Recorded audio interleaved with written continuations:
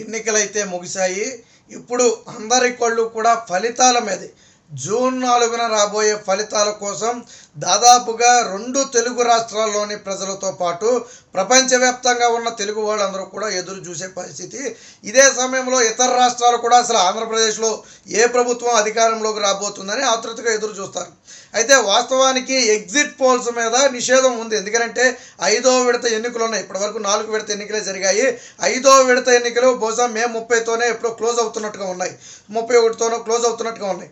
అయిన తరువాత అప్పుడు ఎగ్జిట్ పోల్స్ అయితే రావడానికి ఉంటుంది. ఈ మధ్యలో ఎగ్జిట్ పోల్స్ అయితే విడుదల చేయకూడదు. ఎందుకంటే అది ఇతర ప్రాంతాల మీద ప్రభావం చూపుతుంది. ఫర్ ఎగ్జాంపుల్ 3వ విడత జరిగినటువంటి రాష్ట్రాల్లో బీజేపీకి ఫేవర్గా ఉందంటే అది తర్వాత ఎన్నికలు జరిగే రాష్ట్రాల మీద ప్రభావం చూపుతుంది. అలాగే ఇప్పుడు ఒక పార్టీ ఉందంటే జాతీయ పార్టీ, అది రేపొద్దున నెక్స్ట్ 5వ విడత ఎన్నికల్లో ప్రభావం చూపుతుంది. కాబట్టి ఎగ్జిట్ పోల్స్ మీద అయితే నిషేధం ఉంటుంది. బట్ కొన్ని సంస్థలు అయితే పూర్తిగా ఎగ్జిట్ పోల్స్ అని కాకుండా తమ అంచనానైతే వెల్లడించే ప్రయత్నం జరుగుతుంది. ఎందుకంటే ప్రజలు తీవ్ర ఆతృతతో ఎదురు చూస్తున్న నేపథ్యంలో కొన్ని తమ అంచనాలను అయితే వెల్లడించే ప్రయత్నం అయితే చేస్తున్నారు. దీనికి సంబంధించి సోషల్ మీడియాలో తాజాగా ఒక వార్త అయితే పూర్తి స్థాయిలో చక్కెరలు కొడుతుంది. మీరు అందరూ కూడా చూసి ఉండి ఉంటారు. ఏదో ది న్యూస్ మినిట్ అని చెప్పేదో ఒక పేరుతో అయితే ఇది కొనసాగుతుంది. సో దీనికి సంబంధించి కొన్ని సర్వే సంస్థలు, ఇవన్నీ కూడా దాదాపుగా 3, 6, 7 సంస్థలు కూడా, అంటే జాతీయ సర్వే సంస్థలు ఆంధ్రప్రదేశ్లో రేపు ఫలితాలు ఎలా ఉండబోతున్నాయనే దాని మీద ఒక అంచనాకు వచ్చినట్టుగా అయితే తెలుస్తుంది. దీంట్లో ఇండియా టుడే యాక్సెస్ని కనుక మనం తీసుకుంటే ఎన్డీఏకి 142 నుంచి 157 సీట్లు వచ్చే అవకాశం ఉంది. వైసీపీ కేవలం 18 నుంచి 33 సీట్లకు మాత్రమే పరిమితమయ్యే అవకాశం ఉన్నట్టు తెలుస్తుంది. ఇక ఇతరులకు 1 సీట్ వచ్చే అవకాశం ఉన్నట్టుగా అదైతే చెప్తుంది. ఇక CNN News 8 మనం తీసుకుంటే 132 నుంచి 145 సీట్లు ఎన్డీఏ కూటమికి రాబోతున్నట్టుగా, అలాగే వైఎస్ఆర్సీపీకి 30 నుంచి 43 సీట్లు రాబోతున్నట్టుగా అయితే వీళ్ళు చెప్పడం జరిగింది. వీళ్ళు అదర్స్కి అయితే ఏమి ఇవ్వలేదు.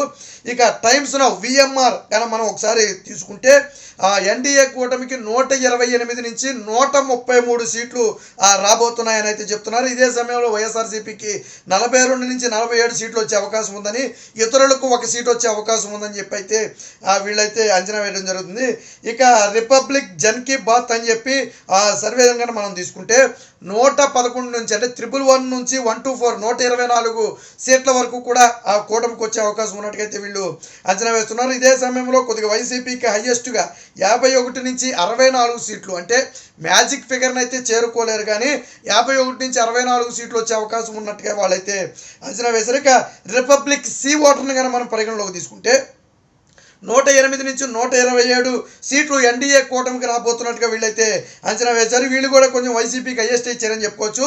48 నుంచి 67 సీట్లు వైసీపీకి వచ్చే అవకాశం ఉన్నట్టుగా తెలుస్తుంది. ఇక న్యూస్ ఎక్స్ నిటా అయితే మనం తీసుకుంటే 139 నుంచి 152 సీట్లు కూటమికి అయితే రాబోతున్నట్టుగాను, 23 నుంచి 36 సీట్లు మాత్రమే వైఎస్ఆర్సీపీకి రాబోతున్నట్టుగా వీళ్ళు చెప్పడం జరిగింది. వీళ్ళు కూడా ఇతరులకైతే ఏమీ ఇవ్వలేదు. ఇక ఇండియాస్ చాణక్య కొంచెం ప్రాముఖ్యత ఉన్నటువంటి సంస్థ, కొంచెం క్రెడిబిలిటీ ఉన్నటువంటి సంస్థ, తమ సర్వేలు దాదాపుగా అనేక సందర్భాల్లో కరెక్ట్ అయినటువంటి పరిస్థితి. సో అలాంటి టుడేస్ చాణక్య ఒక పెను సంచలనమైన ఫలితాన్ని అయితే విడుదల చేసింది. 144 నుంచి 158 సీట్లు కూటమి గెలుచుకోబోతున్నట్టుగాను, వైఎస్ఆర్సీపీ 13 నుంచి 31 సీట్లు మాత్రమే గెలుచుకోబోతున్నట్టుగాను వీళ్ళైతే చెప్పడం జరిగింది. సో హయ్యెస్ట్ సీట్లను 2 అయితే ఇవ్వడం జరిగింది. దాదాపు 150+ను 3 ఇవ్వడం జరిగింది. ఇండియాస్ టుడే హయ్యెస్ట్ 157 సీట్లు కూటమికి రావచ్చు అని చెప్పింది. అలాగే న్యూస్ ఎక్స్ నీటా హయ్యెస్ట్ 152 సీట్లు కూటమికి రావచ్చు అని చెప్పింది. ఇక టుడేస్ చాణక్య 158 హయ్యెస్ట్ టీడీపీ కూటమికి రావచ్చు అని చెప్పింది. ఇక వైఎస్ఆర్సీపీకి హయ్యెస్ట్ అంటే 67 రిపబ్లిక్ టీవీ సి ఓటర్స్ చెప్పింది సర్వే. ఇక నెక్స్ట్ హయ్యెస్ట్ వచ్చేటప్పటికి 47 టైమ్స్ ఆఫ్ VMR చెప్పినటువంటి సర్వే. సో ఇవి మినహాయించి ఏది కూడా, ఇందులో విషయం ఏంటంటే ఇందులో కొన్ని సర్వేలు కూటమిని చెప్పి కొన్ని సర్వేలను వైసీపీ గెలుస్తుంది అని మెజార్టీ వస్తుందని చెప్తే సరే మన ఫలితాలు అటు ఇటు అవ్వచ్చేమో అని ఒక అంచనాకు రావచ్చు. బట్ ఇక్కడ వారు వన్ సైడ్, ప్రతి సర్వే కూడా 110కి పైనే యావరేజ్ని కానీ మనం క్యాలిక్యులేట్ చేస్తే 130 నుంచి 135 వరకు యావరేజ్ వచ్చే పరిస్థితి. అంటే కూటమికి 130 ఎట్టి పరిస్థితిలో తగ్గే అవకాశం లేదు. అయితే చాణక్య చెప్పినట్టు కానివ్వండి, లేదా న్యూస్ ఎక్స్ చెప్పినట్టు కానివ్వండి, ఇండియా టుడే చెప్పినట్టు కానివ్వండి, 150కి పైన వచ్చినా ఆశ్చర్యపోవాల్సిన అవసరం లేదు. ఎందుకు ఈ సర్వేలు అంత ఎక్కువగా ఆ కూటమికి ఇస్తున్నాయి అంటే ఇక్కడ 2 ప్రధాన కారణాలు ఏంటంటే, ఒకటి వైసీపీ మీద యాంటీ ఉంది. టీడీపీ జనసేన మీద సానుభూతి ఉందా లేదా పక్కన పెడితే వైసీపీ మీద యాంటీ ఉంది. తప్పని పరిస్థితుల్లో కూటమికి ఓటేశారు ఒకటి. రెండోది ఏంటంటే పోల్ పర్సంటేజ్ అనేది పెరిగింది. ఒక రకంగా 4 విడత ఎన్నికలు దేశం మొత్తం జరిగితే హయ్యెస్ట్ పోలింగ్ పర్సంటేజ్ నమోదైనటువంటి రాష్ట్రం ఆంధ్రప్రదేశ్. మరి ఇది ప్రభుత్వ వ్యతిరేకత కాకుండా ప్రభుత్వ అనుకూలత ఎలా ఉంటుంది? ఇప్పుడు పథకాల వల్ల లబ్ధి పొందిన వాడు ఓటు వేయకుండా తప్పించుకుని తిరగొచ్చు. ఫర్ ఎగ్జాంపుల్ జగన్మోహన్ రెడ్డి 2019లో తీసుకోండి. అప్పుడు కూడా 14తో పోలిస్తే ఓట్ పర్సంటేజ్ పెరిగింది. అప్పుడేమన్నాడు, ఈ పెరిగిన ఓట్ పర్సంటేజ్ అనేది వైసీపీ గెలుపును సూచిస్తుంది అన్నాడు. అప్పుడేమో అదంతా ప్రభుత్వ వ్యతిరేక ఓటు మాగుపడింది అన్నాడు. కానీ ఇప్పుడు కూడా అంతకంటే ఎక్కువ ఓట్లు పడితే అబ్బాయి ఇది ప్రభుత్వ అనుకూల ఓటు అంట. అప్పుడు ప్రభుత్వ వ్యతిరేకత ఓటు ఎలా అయింది, ఇప్పుడు అనుకూల ఓటు ఎలా అయింది? సో సర్వేలన్నీ కూడా క్లియర్ కట్గా ఎందుకు ఇంత స్పష్టంగా చెప్తున్నాయంటే పోలింగ్ పర్సంటేజ్ అనేది భారీగా పెరిగింది. సో పెరిగిన పోలింగ్ పర్సంటేజ్ని కనుక అంచనా వేస్తే 150 క్రాస్ చేయడం అనేది ఈజీ. ఎందుకంటే దాదాపుగా 3 నుంచి 4% ఓట్లు పెరగటం అంటే 4 కోట్ల ఓటర్లలో 4% ఓట్లు పెరగటం అంటే ఆషామాషి విషయమే కాదు. గతంలో టీడీపీకి వైఎస్ఆర్సీపీకి గట్టిగా 20 నుంచి 25 లక్షల ఓట్లు మాత్రమే తేడా. అప్పట్లో జనసేనకు వచ్చిన ఓట్లు అనుకోండి, అవి అన్ని ఓట్లు మాత్రమే తేడా. అలాంటిది ఇప్పుడు ఆల్రెడీ జనసేన కలిసి ఉంది, బీజేపీ ప్రభావం కొంత ఉంది. ఇదే సమయంలో ప్రభుత్వ యాంటీ వ్యతిరేకత అనేది ఎక్కువ ఉంది. కాబట్టి ఖచ్చితంగా అవన్నీ కూడా కూటమికి పడి ఉంటాయి. కాబట్టి ఇవి వచ్చినట్టు తెలుస్తుంది. ఇవన్నీ కూడా సర్వేలు కాదు, ఆల్రెడీ వచ్చిన వాటిని మనం వినిపిస్తున్నాం. అయితే పూర్తి స్థాయి ఎగ్జిట్ పోల్స్ అంటే మనం చెప్పలేని పరిస్థితి. ఎందుకంటే ఆ పూర్తి స్థాయి ఎగ్జిట్ పోల్స్ మీద ప్రస్తుతం నిషేధం ఉంది. ఇప్పుడు పోల్స్ మీద నిషేధం ఉన్నప్పటికీ కూడా మన అభిప్రాయాలను వ్యక్తం చేయొచ్చు. బహుశా వీళ్ళు గెలవచ్చు, వీళ్ళు ఓడిపోవచ్చు అని మన వ్యక్తిగత అభిప్రాయాలను వ్యక్తం చేయొచ్చు. మనం సర్వే చేసి కానివ్వండి, లేదా సర్వే చేయకుండా కానివ్వండి, ప్రజల నాడిని బట్టి కానివ్వండి మనం చెప్పొచ్చు. బట్ క్రెడిబిలిటీ ఉన్నటువంటి సంస్థలు అనేవి పూర్తిగా అప్పుడే వెల్లడించలేవు. ఇప్పుడు తెలంగాణలో చూడండి, కేసీఆర్ అధికారం అన్నారు 3 నెలల ముందు దాకా. తర్వాత ప్రీ పోల్స్ కానివ్వండి, ఎగ్జిట్ పోల్స్ కానివ్వండి ఏం చెప్పినాయి, కాంగ్రెస్ అధికారం అని చెప్పినాయి. యాజ్ ఇట్ ఈస్గా అదే జరిగింది.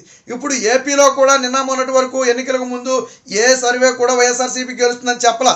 ప్రతిదీ కూడా కూటమి గెలుస్తుందనే చెప్పింది. కొన్ని సర్వేలు పోలింగ్ పర్సంటేజ్ పెరిగితే 150 ఈజీగా క్రాస్ అవుతుందని చెప్పారు. బట్ పోలింగ్ పర్సంటేజ్ అనూహ్యంగా ఏపీ చరిత్రలోనే ఎప్పుడూ లేదు. ఇప్పుడు ఈ 2024 ఎన్నికల్లో ఇప్పటి వరకు జరిగినటువంటి ఏ రాష్ట్రంలో కూడా ఇంత పోలింగ్ పర్సంటేజ్ రాలా. దాదాపుగా 4 రాష్ట్రాల్లో అసెంబ్లీ జరిగింది, పార్లమెంటు జరిగింది. సో ఎక్కడ కూడా ఇంత పర్సంటేజ్ రాని పరిస్థితి. సో అంటే ఇదంతా కూడా యాంటీ ఓటింగు ఏదైతే ఉందో అది ప్రతిపక్షాలకు అనుకూలంగా మారింది, కూటమికి అనుకూలంగా మారిందని ఒక అంచనా అయితే ఉంది. మొత్తంగా తెలుగుదేశం పార్టీ లేదా కూటమి వీళ్ళు చెబుతున్న సర్వేలు కన్నా నిజమే అయితే 150కి 160కి మధ్యలో సీట్లు గెలుచుకునే అవకాశం ఉందని చెప్పి చాలా స్పష్టంగా తెలుస్తుంది. ఖచ్చితంగా అంటే ఇప్పటి వరకు జరిగినటువంటి ఎన్నికల పోలింగ్ సరళిని, ఇప్పుడు ఏపీలో జరిగిన పోలింగ్ సరళిని కన్నా దగ్గరగా అబ్జర్వ్ చేస్తే పొలిటికల్ అనలిస్టులు అందరూ కూడా చెప్పేది ఒక్కటే, ఏపీలో ప్రభుత్వం మారబోతుంది. ప్రభుత్వం బలమైన మార్పును కోరుకున్నారు, ఆషామాషి కాదు. 2019లోనే జగన్మోహన్ రెడ్డి నాకు తిరుగులేదు అనుకున్న 151, అంతకు మించి ప్రతిపక్ష హోదా కూడా రాదేమో అనే స్థాయిలో ఇప్పుడు ఓట్లు పోలైనట్టుగైతే అనుమానాలు వ్యక్తం చేస్తున్నారు. ఏది ఏమైనప్పటికీ తాజాగా సోషల్ మీడియాలో వైరల్ అవుతున్నటువంటి ఈ సర్వేలన్నీ కూడా వైసీపీకి నిద్ర పట్టకుండా చేస్తున్నాయి.